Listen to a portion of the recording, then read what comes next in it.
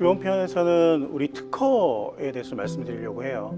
제가 아까 이제 기업을 운영하는데 자금 조달의 세 가지 요소, 정보, 체력, 가점을 말씀드렸고요.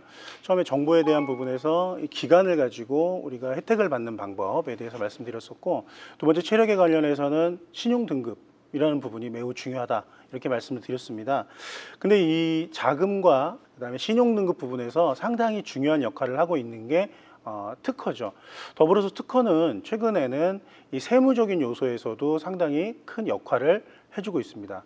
그래서 이제 대표님들 이렇게 뵈면 특허 있으십니까? 이렇게 여쭤보면 특허 가지고 계시다고 합니다. 근데 특허가 얼마나 됐습니까? 그러면 특허 나온 지가 뭐 10년 됐고 15년 됐고 이렇게 말씀을 하세요.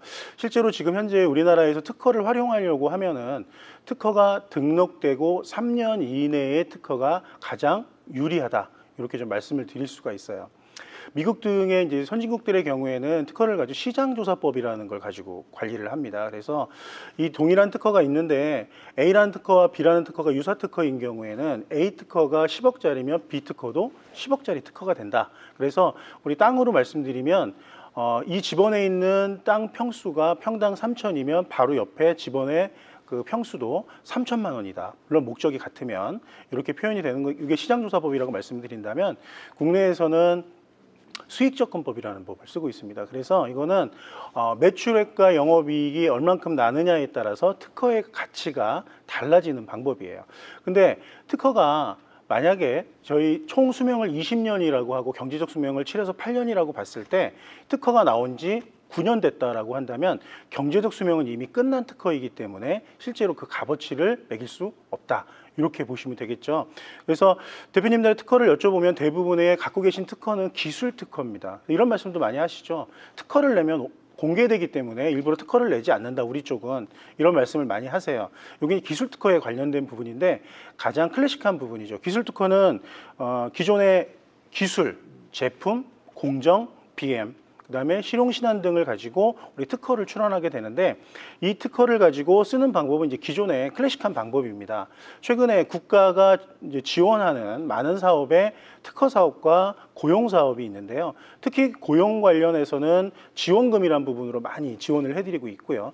특허에 관련해서는 세금적인 측면과 금융이라는 측면에서 많은 지원을 해드리고 있습니다. 그래서 조세 특허라는 표현을 좀 많이 쓰는데, 조세 특허는 특허가 무형자산이죠. 이 무형자산을 가지고 이 잉여금 처분 용도라든지, 또는 이 특허의 주체가 임직원인 경우에 직무발명보상제도라는 걸 통해서, 불과 몇 년 전까지만 해도 직무발명보상제도를 통해서 법인의 자금을 엑시트 시키면 거의 세금이 없었죠. 비과세였지만 지금은 이제 비과세 금액이 정해져 있습니다. 그래서 지금은 500만 원까지는 세금을 비과세로 특허를 가지고 처분하실 수, 직무발명보상제도에 적용하실 수가 있고요. 이런 부분을 가지고 회사에 갖고 계시는 기업부설 연구소를 통해서 경상연구개발비로 절세를 또 한번 하실 수 있다 하는 이런 절세적인 세무적인 포인트가 있고요. 이 특허가 회사로 들어오게 되면 이 회사의 특허를 가지고 IP 금융담보대출이라든지 펀드라든지 기술 사업화 자금, 그리고 정부 지원금, 특히 R&D 등을 진행할 때 가점으로 작용하고요. 또 하나는 아까 말씀드린 신용평가에서 기술 신용평가 시점에서 가점 요인으로 작용하게 됩니다. 특허를 가지고 쭉 한번 활용하는 사례를 말씀드리면, 대표님이 개인 특허를 내십니다. 그래서 이 개인 특허, 여기 중요한 건 개인 특허는 기업부설 연구소의 도움을 받지 않고 대표님 순수 혼자의 창작이어야 됩니다. 그래서 이 개인 특허를 내는, 본인이 냈다라고 하는 증명은 하실 수가 있어야 돼요. 이 특허를 내신 다음에 이 특허를 평가를 받습니다. 그러면 특허가 평가 금액이 나오겠죠. 5억짜리다, 7억짜리다. 이 평가 금액을 가지고 회사에 양수도를 합니다. 양수도를 하게 되면 이 특허의 모든 권한은 법인이 가지게 되고요. 이 특허의 값어치에 대한 대금을 우리 대표님께 지불하게 됩니다. 그러면 5억짜리 특허라고 했을 때 대표님은 엑시트 전략으로 5억을 빼실 수가 있는 거죠. 5억의 법인 자금을 가져오시게 되고요. 회사는 5억짜리의 특허를 보유하게 됩니다. 회사 입장에서 먼저 말씀을 드리면, 5억이라는 무형자산을 가지고 7년 동안 감가상각을 진행하게 됨으로 해서 법인세를 감면하는 효과가 나타나게 되죠. 그리고 대표님 개인 입장에서 보면 5억이라는 소득이 생기셨어요. 이거에 대해서 소득세를 지불하셔야 되는데, 조세특례법에 의해서 지금 현재 60%까지 경비 인정이 되고 있죠. 그러면 3억은 경비 처리가 되고요. 2억에 대해서만 종합소득세 합산 과세가 되기 때문에 세금은 약 10%대에서 적용받으시고 특허를 가지고 세금을 아끼면서 자금을 조달하는 이런 방법을 만들어 가실 수가 있습니다. 자, 이제 회사 입장으로 다시 돌아와서요. 회사가 무형자산 5억짜리를 가지고 7년 동안 감가상각을 해서 법인세를 아낍니다. 그러면서 이 특허를 가지고 3년 이내에 담보화해서 특허 담보대출 또는 개발기술 사업화 자금이란 이름으로 기술신용보증기금이든 아니면 중소기업진흥공단에서 자금을 조달하시는데 사용하실 수가 있겠어요. 그래서 특허는 지금 기술특허, 조세특허, 금융특허로 구별되는데 한 가지 특허를 가지고 이 세 가지의 모든 어떤 혜택을 보실 수 있다는 거지, 기술특허가 따로 존재하고 조세특허가 따로 존재하고 금융특허가 따로 존재한다는 말씀은 아닙니다. 자, 이 특허를 가지고 첫 번째 세금에 대해서 좀 말씀을 더 드려볼게요. 자, 특허를 냈습니다. 대표님이 내실 수도 있고 임원분이 내실 수도 있고 직원분이 내실 수 있습니다. 그러면 이 특허를 낸 거를 가지고 직무발명보상제도라는 규칙을 회사에 만들어 놓으시면요, 이 특허를 개발하거나 창작을 하신 분은 소득세 면에서 절세 혜택을 보실 수가 있고요. 직무발명보상 제도를 잘 운영하는 기업에 대해서는 직무발명보상 우수기업이라는 인증을 받으실 수가 있어요.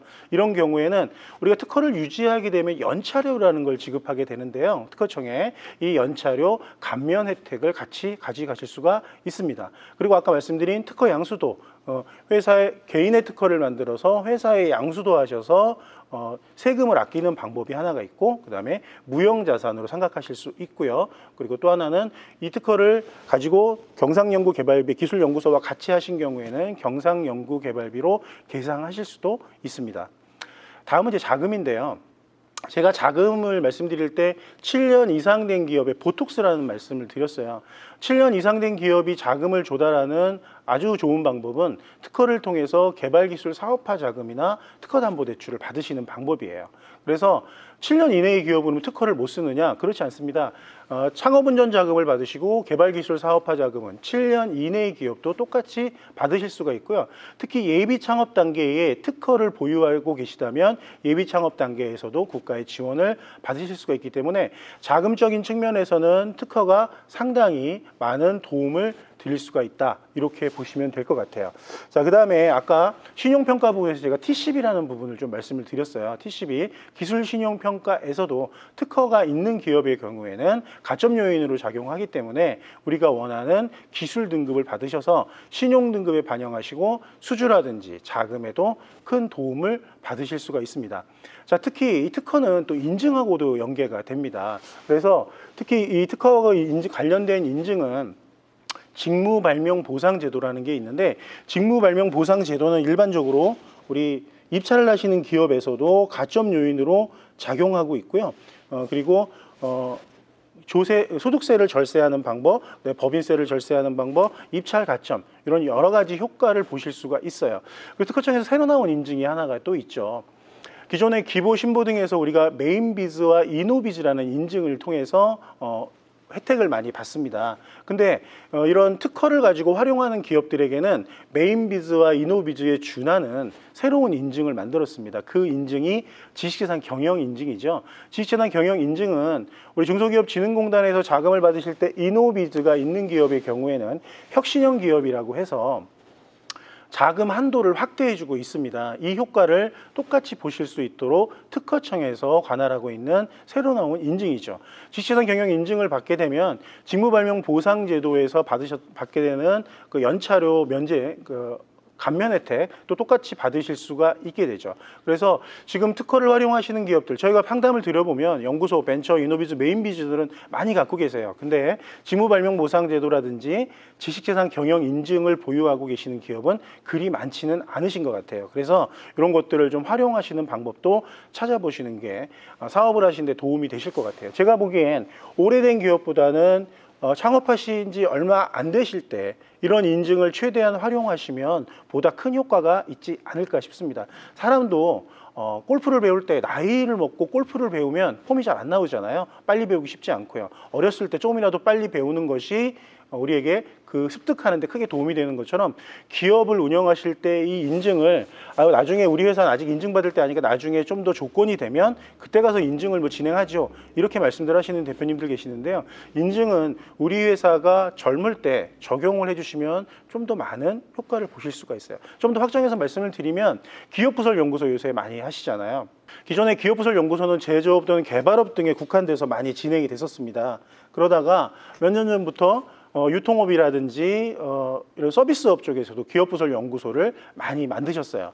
근데 이 연구소를 많이 만들다 보니 이제 절세 혜택이 많겠죠. 기업부설 연구소 같은 경우는 세액공제가 25%가 되죠. 그래서 기업부설 연구소에 전문 요원으로 들어가신 분들의 인건비의 합산의 25%가 세액공제가 되기 때문에 법인세 감면 혜택이 크고요. 그리고 특히 R&D 자금을 받으시려고 하는 기업이라면 이건 과제라고 하죠. R&D는 연구과제입니다. 그러면 연구소가 당연히 있어야 돼요. 그래서 기업부설 연구소를 보유하고 계셔야 우리가 R&D, 무상자금을 조달하실 수도 있습니다. 그리고 연구소에 있는 직원분들을 통해서 세액공제뿐만 아니라 R&D까지 확장하실 수가 있고, 그리고 이 연구소를 갖고 병역특례 등의 많은 혜택도 가지고 가실 수가 있어요. 근데 연구소를 설립하는데 가장 문제점은 뭐냐?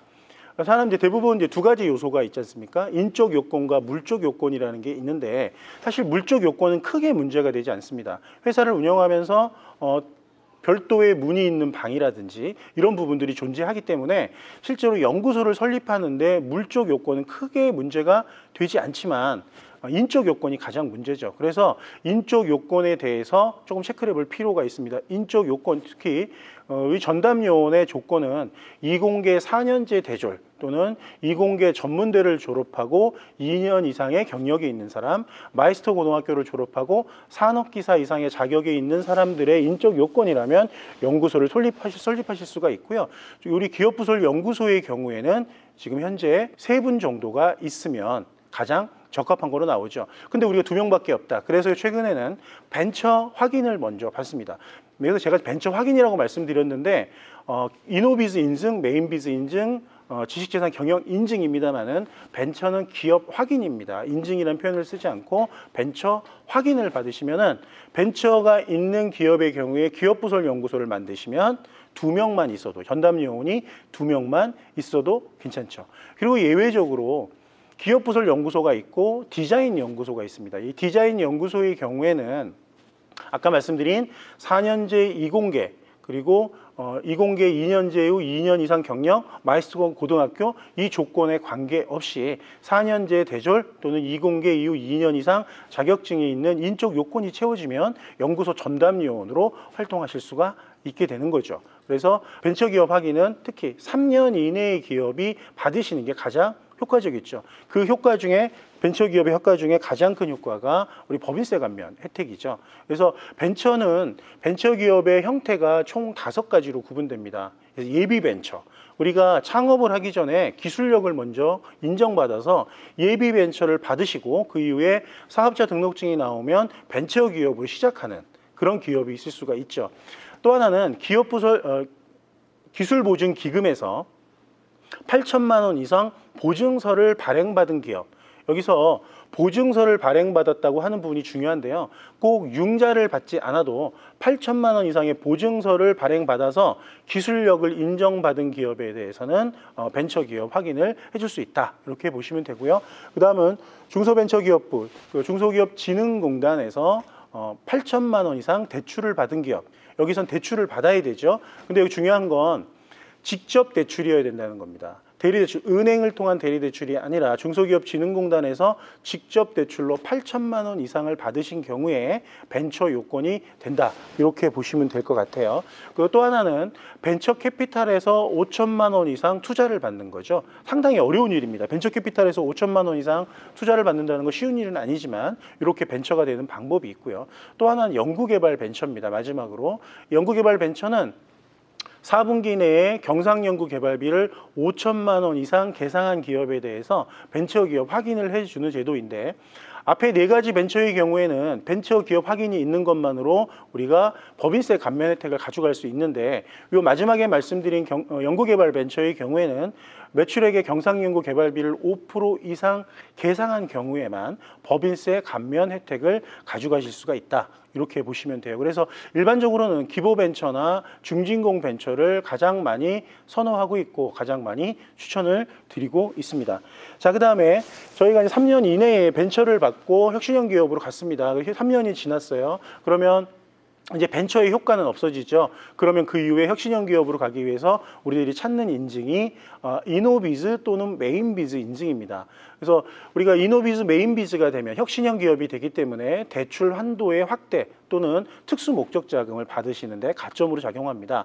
여기서 특수 목적 자금이라 하면 한국은행의 C1이나 C2라는 자금 또는 정책자금 금융구사, 지금은 한국산업은행으로 합쳐졌는데 온랜딩이라는 자금, 이런 자금을 받으실 때 이 인증이 있으면 좋고요. 특히 중소벤처기업의 중진공에서는 인증이 있는 혁신형 기업의 경우에 대출 한도의 확대를 해주고 있습니다. 그래서 인증을 활용하시면 좋고, 이노비즈 인증, 기술 혁신은 기보에서 보통 받게 되고요. 우리가 신보와 거래하시는 기업은 메인비즈를 보통 받게 됩니다. 그래서 지금은 최근에 이제 바뀌어서 신보와 기보가 동시 거래가 안 되는 건 당연하고요. 또 하나는 기보, 신보 또는 신용보증재단, 지역의 신용보증재단도 동시에 거래가 되지 않기 때문에 인증을 한 곳으로 받아서 진행하시는 게 좀 더 도움이 될 듯 싶습니다. 그리고 또 하나 말씀드릴 게 이제 직무발명보상제도 아까 말씀드렸던 건데요. 이거는 입찰 감면, 연차료 감면 등의 혜택이 있고 입찰 가점이죠. 그다음에 지식재산 경영 인증은 정책 자금의 한도가 이노비즈와 메인비즈와 거의 준하다고 보시면 되고요. 그리고 나중에 특허 관련 자금을 받으실 때, 특히 과제 R&D에 관련해서는 특허청에서 가점을 따로 받으실 수도 있다. 이렇게 보시면 될 것 같아요. 특히 제조업을 하시는 대표님들의 경우에는 2020년 전략산업이 있습니다. 이 2020년 48개와 115개, 48개의 뿌리산업과 115개의 소재부품 기업 인증이 있습니다. 이익 인증도 적극적으로 활용하시는 게 아주 도움이 될 것 같아요. 그래서 뿌리산업과 소재부품 기업 인증은 따로 컨설턴트를 찾지 마시고요. 이거는 검색창에 뿌리산업 인증 또는 소재부품 기업 인증이라고 하시면 인증 사이트가 나타납니다. 그 사이트에 차례대로 인증을 신청하시면 그 해당 업종의 경우에는 인증을 받으시고 그 혜택을 누리실 수가 있습니다. 그래서 제가 오늘 전체적으로 말씀드린 기업을 경영하는데 첫 번째 정보에 관련된 거, 우리 회사를 똑바로 아셔야 됩니다. 7년 이내의 기업이냐 7년 이상의 기업이냐를 아셔야 되고요. 그리고 우리가 개인이냐 법인이냐에 따라서 우리의 업력을 체크하는 기준 포인트를 사업자 등록증으로 할 것이냐 또는 등기부 등본으로 할 것이냐를 판단하시고 우리 업종 기간에 맞게 자금을 조달하고 기업을 운영하시는 방법을 찾으셔야 되고요. 그리고 두 번째는 정보에 대한 부분이 완성되어 있다면, 체질에 대한 것이 완성되어 있다면 신용등급을 근본적으로 잘 바뀌지 않는 정성적 평가에 대한 부분을 관리를 해주시고요. 또 하나는 재무제표를 중심으로 숫자로 표현되는 정량적 분석을 가결산을 통해서 관리해 주심으로 해서 회사의 근간과 줄기를 만들어 놓으실 수가 있습니다. 거기에 꽃을 피우시고 잎을 만드시는 방법으로는 가점 요인을 최대한 활용하셔야 되는데요. 그때는 절세도 되고 각종 자금 혜택이 되는 연구소와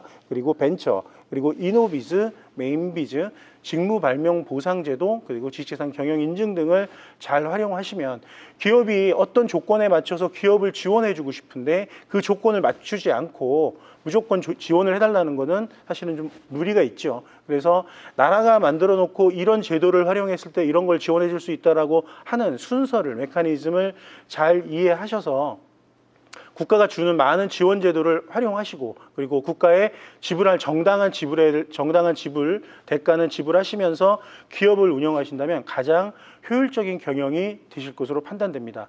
여기까지 말씀드렸습니다. 네, 강의 잘 들으셨죠? 이번 강의는 스타트업 대표들이 꼭 알아야 될 숫자, 즉 재무관리에 대해서 이야기를 했는데요. 사업을 하시다 보면 리스크 관리할 부분이 굉장히 많았습니다. 네, 이번 강의 참조하셔가지고 조금이라도 리스크를 잘 관리할 수 있도록 바랍니다. 이것으로 모든 강의를 마치도록 하겠습니다. 고맙습니다. 고맙습니다.